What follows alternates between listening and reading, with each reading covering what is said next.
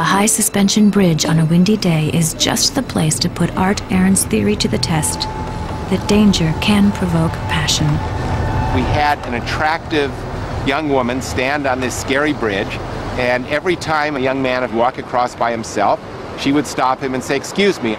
I'm doing an experiment for my psychology class on the effects of exposure to scenic attractions on creative expression. Would you mind filling out this questionnaire for me, please? Here's a pen. Almost all the men agreed to do it. After all, it was an attractive woman asking a man to do something. They didn't want to admit they were scared. And then I have a picture for you to look at. And I'd like for you to write a brief dramatic story based on this photograph. Okay.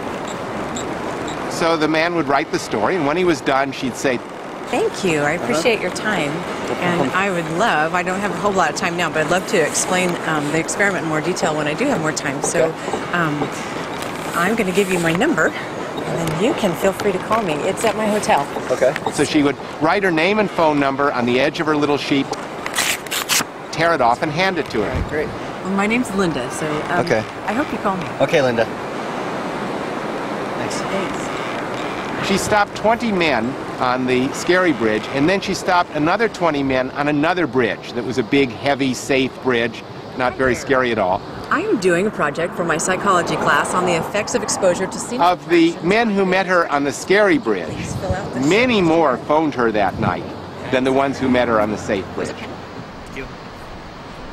The other thing we did is we looked at the stories they wrote. Far more romantic and sexual content when they met the woman on the scary bridge.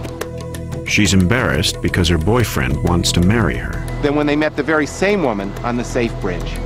I think this woman is a little embarrassed about something that's really not that important at all. Aaron believes that when our heart is pounding in our chest, we unconsciously look for the most attractive explanation. And if an attractive person of the right sex is standing by, then we're happy to assume we've fallen in love.